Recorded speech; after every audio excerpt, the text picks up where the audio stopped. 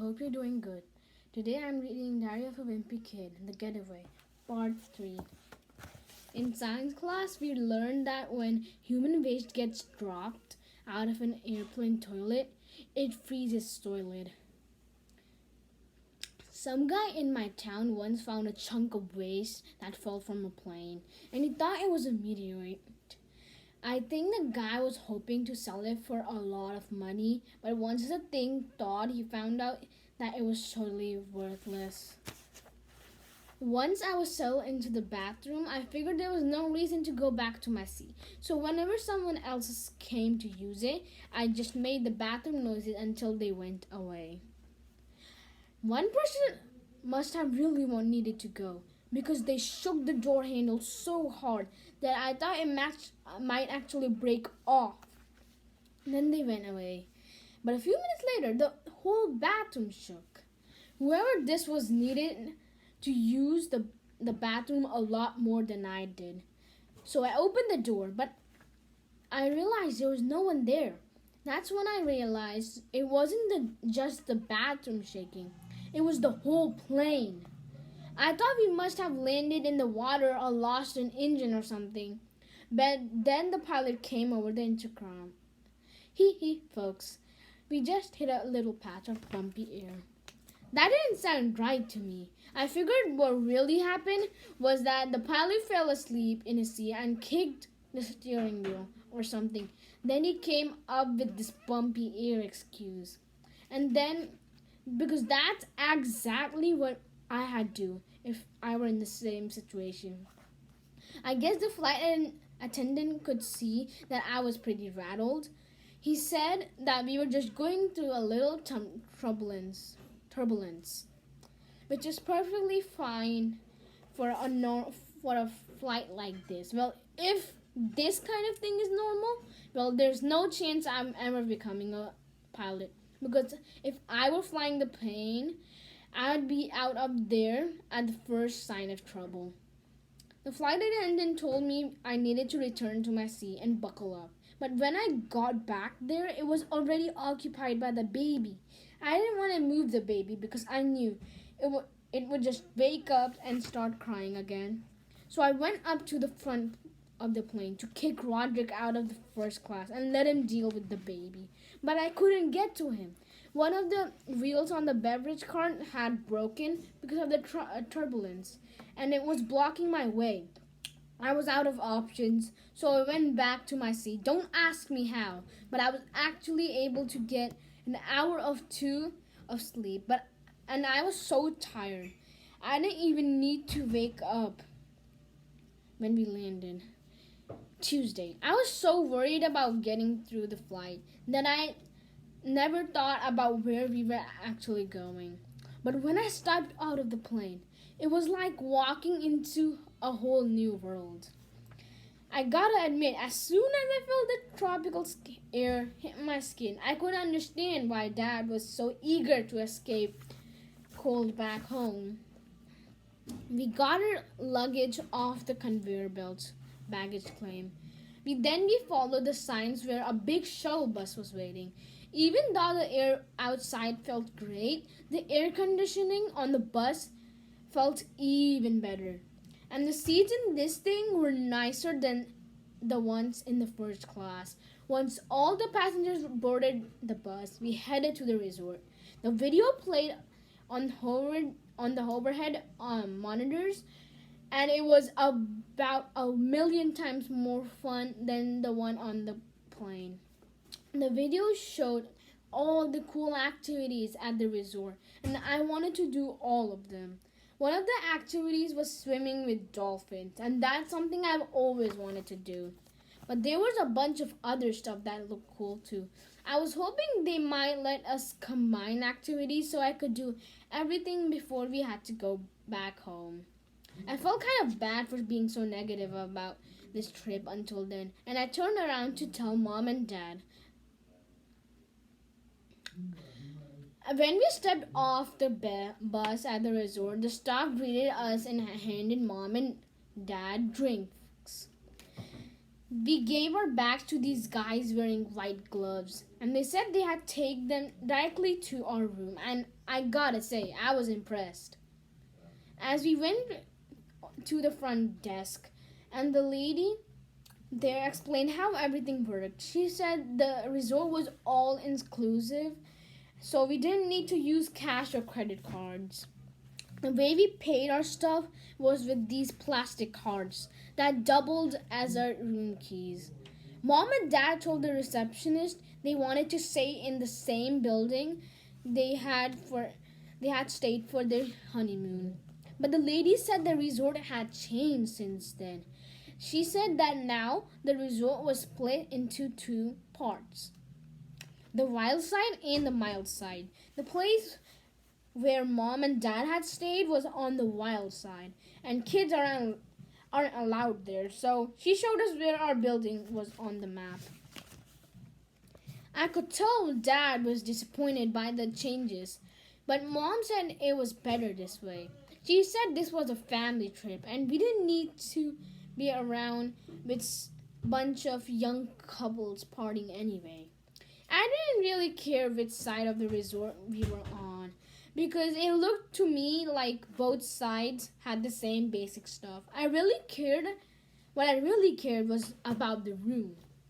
Usually when my family stays at a hotel, we share a room and I have to sleep on a cot or a sofa bed.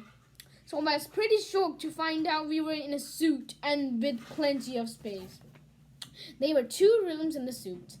We all had to share one bathroom, but me and Roderick each had their own bed, which was the main thing. All I can say, Mom and Dad must have dropped a lot of money on this trip. There was a TV in this room I was sharing with Roderick, but even better than that, there was a robe in the closet. I called the robe right away, but Roderick didn't even fight for me. Roderick always makes fun of me when I wear Mom's robe back at home. But I think robes are cool. There are a lot of guys out there who would agree with me on that. The shower in the bathroom was huge, and all the floors and sinks and everything were made out of marble. There was a TV above the bathtub, and there was even a phone next to the toilet. I figured if I could get room service delivered to the bathroom, I had to have everything I needed in one place. From the balcony in Mom and Dad's room, I could see the pool over on the wild side of the resort, and it was really big. It wasn't just some regular pool either. It looked kind of like a river with all these islands in the middle of it. Mom said it was one of the biggest freeform pools in the world. I was pretty excited about that because I knew we had the same thing in our side of the resort. I wanted to go check it out, but first I needed to change my clothes. I went to open the big suitcase, but it was locked. I asked Dad for the key, but he said our suitcase didn't have a lock. Dad looked at the tag on the suitcase, and it had someone else's name on it. It turns out that we had accidentally grabbed the wrong suitcase from the baggage claim at the airport. Before it was too late, Dad called the airline to see if they still had our suitcase. But the people at the airline said that since no one had claimed our bag, it was sent back to the address on the luggage tag. It wasn't a total disaster though. We had moved some clothes from the big suitcase into our carry-on bags back at the airport. So we had a few things. I had my bathing suit, but I didn't have a lot of other stuff. My flip-flops, sunglasses, along with a bunch of other things I had packed. Dad said they sell the stuff we are missing at the resort store, so we went down to check it. But everything in the store cost 5 times as much it would have back home. And Dad said he wasn't going to pay those prices. Mom said we could wear the same clothes every day and wash them ourselves. So the only thing we bought in there was a bottle of sunscreen and a toy pail and shovel for Manny to use at the beach. Mom said it's really important to wear sunscreen at a place like this because it's so close to the equator. But she didn't have to convince me. I have seen what sun can do to your skin, and I didn't want to look like a raisin when I'm older. That's the reason I spent as much time indoors as I can. And later on in my life, all my friends are gonna wish they had too. I thought the fact that we came during Christmas break meant we had all the place to ourselves. But I guess a lot of people had the exact same idea because the pool was crowded with people. It wasn't just the pool that was crowded, though. There were people everywhere. I was really looking forward to relax in the hot tub until I saw it. It was packed with children. We found a few lawn chairs in the shade and put our stuff down. You could tell it was in the middle of the winter because just about everyone looked out of shade, just like me. Every once in a while I think about exercising and getting really buff. But in the future, I will bet everyone will just be able to take a pill and get fit without having to exercise anyway. Being in great shape will be normal, and all the people who aren't fit will be the ones everyone is attracted to. So if I just stick with my current exercise plan, I will be all set. The pool was just too crowded to swimming, so I decided I could just put a towel over my head and catch up on some sleep. Even though it was hot out, there was a nice breeze, and I started to drift off. But right in the middle of the nap, some guy showed up. He ruined the whole vibe. Who's ready to party? The guy called himself the director of fun. Apparently, his job was to get everybody moving.